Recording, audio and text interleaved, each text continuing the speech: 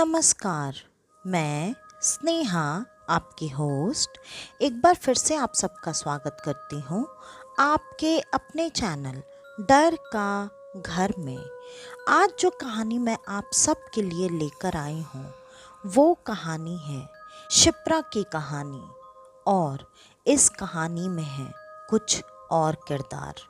ये कहानी शिप्रा से कब कैसे जुड़ी ये हम आगे कहानी में जानेंगे। आज की कहानी शुरू होती है 3 दोस्तों के साथ। वो 3 दोस्त जो कि एक साथ एक ही जगह पर काम किया करते थे, या फिर आप यूं भी कह सकते हैं कि वो तीनों एक ही कंपनी के बराबर के हिस्सेदार थे। इन 3 दोस्तों का नाम है अमर, शिवा और शुभम। इन तीनों दोस्तों को वैसे तो इस कंपनी को स्टार्ट करने की कोई ज़रूरत नहीं थी, क्योंकि इन तीनों के फैमिली का बैकग्राउंड काफ़ी स्ट्रॉन्ग था। मैं फाइनेंशियली बात कर रही हूँ, और इन तीनों के इस कंपनी को स्टार्ट करने में इन तीनों के परिवार वालों ने ही इनकी मदद की थी, सिर्फ इनके ज़िद की वजह से कि ये सब अपना खुद का कुछ काम शुरू करना चाहते हैं और खुद की काबिलियत भी दिखाना चाहते हैं। इन सब ने अपना काम शुरू कर लिया, और काम करने में ये तीनों ठीक ठाक थे, जिस वजह से काम अच्छा खासा चल भी रहा था। वैसे तो इनके काम में इनकी मदद इनके जूनियर्स, मतलब इनके द्वारा रिक्रूट किए हुए एम्प्लॉयज़ किया करते थे, जिसका क्रेडिट इनको मिला करता था। इनके काम को शुरू किए हुए आज लगभग 1 साल बीत चुके थे। इन तीनों ने अपनी पढ़ाई भी एक साथ एक ही कॉलेज से की थी, और जब इन्होंने इस कंपनी को शुरू किया था तब यहाँ पर इन्होंने अपने कॉलेज के ही कुछ जानने वाले लोगों को भी नौकरी दी थी। कंपनी धीरे धीरे आगे बढ़ रही थी, जिसके वजह से अब धीरे धीरे इन्हें ज़्यादा एम्प्लॉयज़ की ज़रूरत पड़ने लगी थी। इनके कई बार कॉन्ट्रैक्ट के काम ऐसे भी हुआ करते थे जिनके वजह से इन्हें शहर से बाहर भी जाना पड़ता था। आज भी वही दिन था जब इन्हें शहर के बाहर जाना था। कोई बहुत बड़ा कॉन्ट्रैक्ट मिलने वाला था, जिसके काम से ये तीनों एक साथ आज उस काम के लिए निकल गए थे। और जब वो रास्ते में जा रहे थे तब उन्होंने गाड़ी रोककर अपनी आदतों के अनुसार चीज़ें की। इन सब को खाने पीने की काफ़ी आदतें थीं। खाने पीने से मेरा मतलब है मांसाहार करना, ड्रिंक करना। ये सारी चीज़ें इनके लिए आम बात थी। इन्होंने एक जगह पर रुककर भरपूर ड्रिंक भी किया और मांसाहार भी। उसके अलावा रास्ते के लिए इन्होंने काफ़ी सारे ड्रिंक्स का इंतज़ाम भी कर लिया था। रास्ता रात भर का था, गाड़ी तीनों को बारी बारी चलानी थी, जिस वजह से ये आराम आराम से धीरे धीरे अपने रास्ते को तय कर रहे थे, क्योंकि मीटिंग अगले दिन की नहीं, उसके अगले दिन की होने वाली थी। अब रास्ते में जाते जाते वो काफ़ी दूर, काफ़ी आगे निकल आए थे, और अचानक उनको ऐसा लगा जैसे रास्ते पर कोई एक लड़की हाथ देकर इनकी गाड़ी को रोक रही है। वो रास्ता काफ़ी सुनसान था, और इन तीनों ने जैसे ही उनकी नज़र उस लड़की पर पड़ी, उन तीनों ने गाड़ी को अचानक रोक दिया। गाड़ी को अचानक रोकते ही जो दोस्त पीछे बैठा हुआ था वो था शिवा। उसने तुरंत कहा, क्यों बे, तुम लोगों ने गाड़ी क्यों रोक दी? तब तक आगे बैठे शुभम ने कहा, अबे सामने तो देख, क्या चीज़ खड़ी है यार, ऐसी तो लड़की ही मैंने आज तक नहीं देखी। और इतना कहते ही वो अजीब सी गंदी आवाज़ें निकालने लगा। ये देखकर तुरंत शिवा ने भी गाड़ी के बाहर झांककर उस लड़की को देखने की कोशिश की। उस लड़की पर गाड़ी की जो भी लाइट पड़ रही थी, उस लड़की की खूबसूरती इतनी ज़्यादा थी जिसको देखकर इन तीनों के होश उड़ चुके थे। इन तीनों में से सबसे आगे बैठा हुआ शुभम तुरंत गाड़ी से उतरकर उसके पास पहुंच गया और उसने उस लड़की के सामने बहुत ही सलीके से उसको ग्रीट करते हुए पूछा, नमस्ते जी, आप कौन हैं और यहाँ इतनी रात को अकेली क्या कर रही हैं? उस लड़की ने थोड़ा हिचकिचाते, थोड़ा डरते हुए कहा, मैं यहाँ अपने दोस्तों के साथ आई थी। यहाँ से थोड़ी ही दूर पर उन्होंने एक रूम लिया है, लेकिन रात में हमारे बीच में बहुत ज़्यादा बहस हो गई, जिसके वजह से मुझे वहाँ से निकलना पड़ा। मैं गुस्से में वहाँ से निकल तो आई, लेकिन अब मुझे शहर तक वापस जाने के लिए कोई साधन ही नहीं मिल रहा है। क्या आप लोग मेरी मदद करेंगे? क्या आप लोग मुझे थोड़ी दूर तक छोड़ सकते हैं, जहाँ से मुझे कोई ट्रांसपोर्ट मिल जाए, या फिर अगर आप शहर तक जा रहे हो तो क्या आप मुझे वहाँ छोड़ सकते हैं? ये बात सुनते ही तुरंत शुभम ने कहा, हाँ हाँ, क्यों नहीं, हम बिल्कुल छोड़ देंगे आपको, आप कोई चिंता ना करें। वैसे भी ऐसे सुनसान डरावने जगह पर ऐसी खूबसूरत लड़की को छोड़कर जाने की बेवकूफ़ी कोई गधा ही कर सकता है। आप बिल्कुल ना घबराएं, आप चल सकती हैं हमारे साथ, और हम भी शहर की ही तरफ जा रहे हैं। इतना कहकर शुभम तुरंत गाड़ी की तरफ बढ़ गया और पीछे पीछे वो लड़की भी गाड़ी की तरफ आने लगी। इतना देखकर गाड़ी में बैठे हुए दोनों दोस्त मन ही मन खुश हो रहे थे, एक दूसरे को देखकर मुस्कुरा रहे थे। तब तक शुभम वहाँ गाड़ी के पास पहुँच चुका था और वहाँ पर पहुँचने के बाद शुभम ने तुरंत आगे का दरवाज़ा खोल दिया और उस लड़की को वहाँ पर बैठने का इशारा किया। लड़की भी इशारा पाते ही आगे की सीट पर जाकर सेटल हो गई और फिर शुभम पीछे शिवा के साथ बैठ गया। वो सब अब गाड़ी की रफ्तार बढ़ा चुके थे। गाड़ी वहाँ से बहुत तेज़ी के साथ उसी सड़क पर आगे बढ़ रही थी और थोड़ी ही देर में उन सब ने अपने पास रखे हुए ड्रिंक को बाहर निकाला।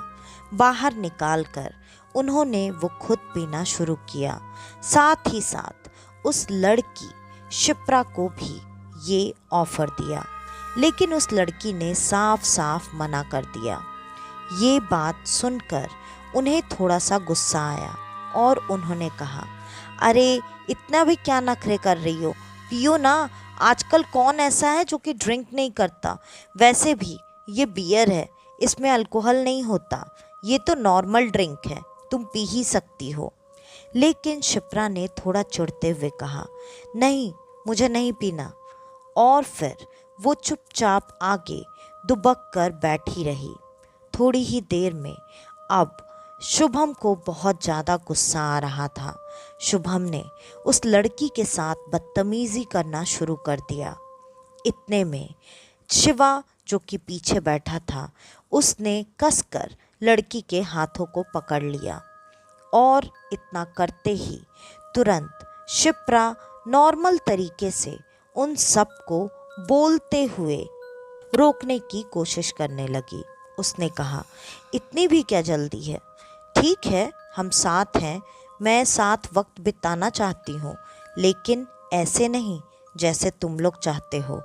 मुझे कहीं किसी अच्छी जगह पर लेकर चलो, तब हम साथ में वक्त बिताएंगे। ये बात सुनते ही तुरंत शिवा ने हाथ छोड़ दिए और शुभम अपनी जगह पर आकर सेटल हो गया और कहने लगा, वाह, ये हुई ना बात, अब आएगा मज़ा। और फिर गाड़ी आगे उनके स्टे करने वाली जगह पर तेजी से बढ़ने लगी और जो रास्ता उनको रात भर में तय करना था, उस रास्ते को उन्होंने जल्दी से जल्दी तय करके रात के करीब करीब 2:30 बजे वो वहाँ पर पहुँच चुके थे। ये भी उनका ही घर था जो उन्होंने इस जगह पर अक्सर आने जाने की वजह से ले रखा था। वहाँ पर अब चारों पहुँच चुके थे। बारी बारी सब उतरकर उस घर के अंदर पहुँच गए और उस घर के अंदर पहुँचने के बाद उन्होंने अभी भी अपना ड्रिंक करना जारी ही रखा।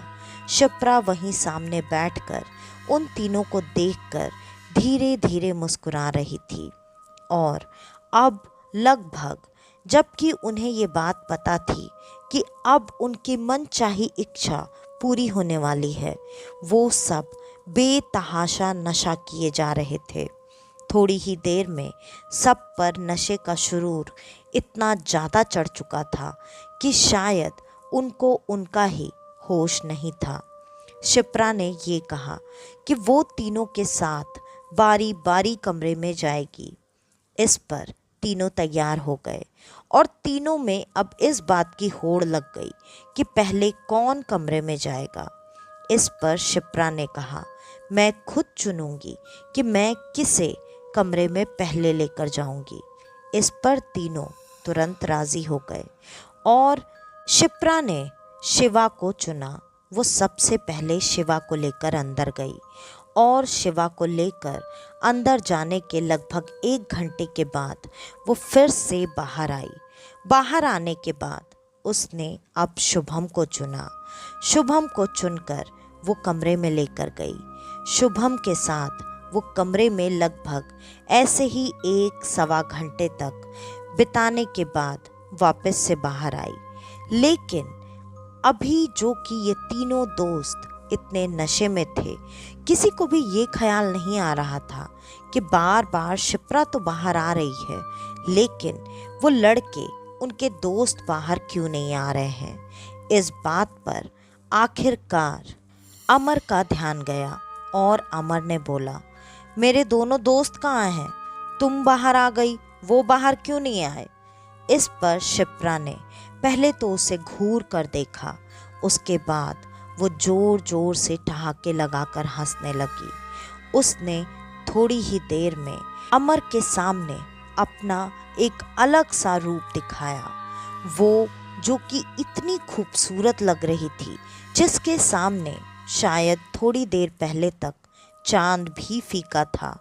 वो अब इतनी भयानक लग रही थी कि उसको देखकर अमर तुरंत जिस जगह पर बैठा था उससे उठकर भागने की कोशिश करते हुए लड़खड़ाकर वहीं ज़मीन पर गिर गया और ज़ोर ज़ोर से मदद के लिए अपने दोस्तों का नाम लेकर चिल्लाने लगा। उसे इस तरह से चिल्लाता देखकर तुरंत शिप्रा मुस्कुराती हुई भयानक सी आवाज़ में बोली, चिल्ला ले और ज़ोर से चिल्ला ले, कोई नहीं आएगा और मैं तुझे ऐसे ही तड़पते देखना चाहती हूँ। ये बात सुनकर अमर को काफ़ी अजीब लगा। अब शिप्रा पूरी तरह से अलग रूप में आ चुकी थी। वो लड़की थी ही नहीं जिसने थोड़ी देर पहले रास्ता रोका था। वो लड़की अब काफ़ी अलग दिख रही थी। उसको देखते ही तुरंत अमर के मुंह से एक नाम निकला और उसने कहा, स्वीटी, तुम यहाँ कैसे आ सकती हो? तुम मर चुकी थी ना?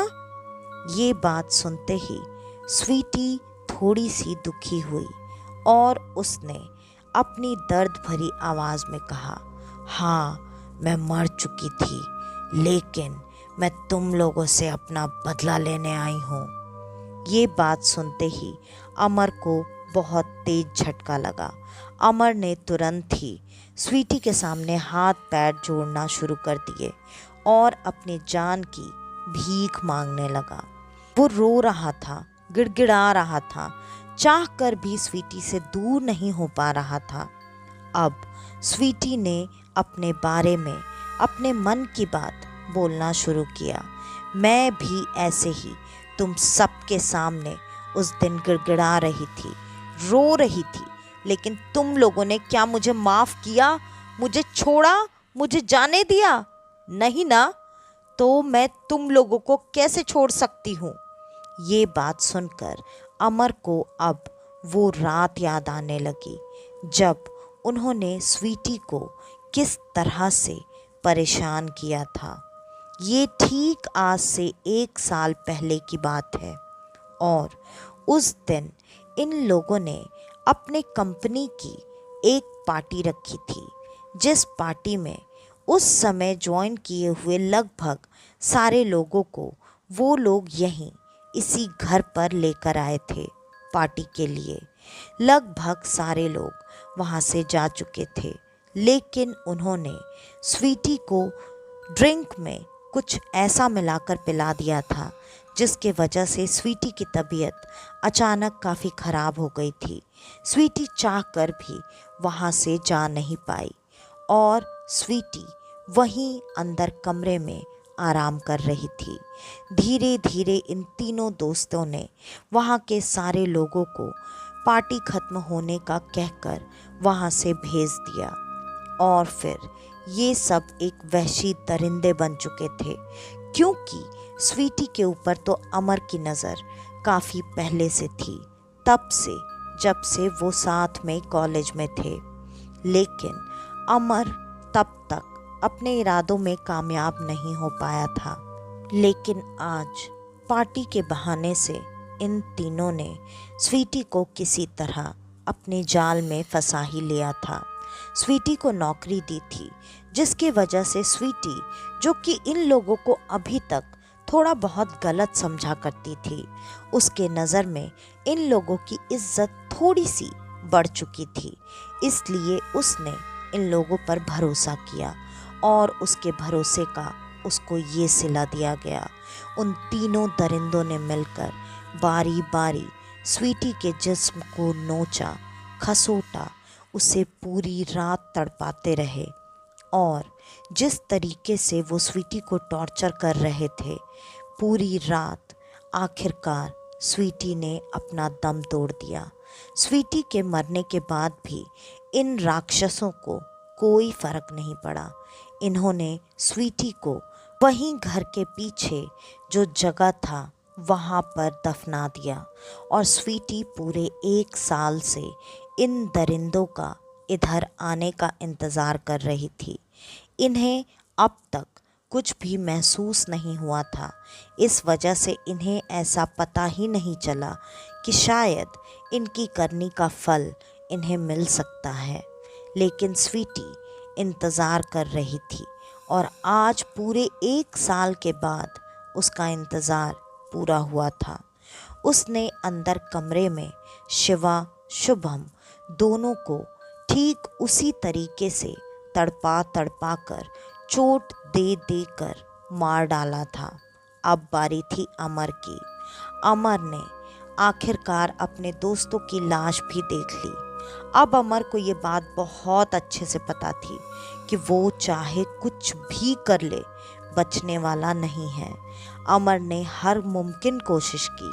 दरवाजे, खिड़कियाँ सब इस तरह से बंद थे कि अमर चाह कर भी किसी भी चीज़ को खोल नहीं पा रहा था और थोड़ी ही देर में पूरे कमरे में, पूरे घर में अमर की भी चीख गूंज गई और अमर का भी हश्र वही हुआ जो कि बाकी दोनों का हुआ था।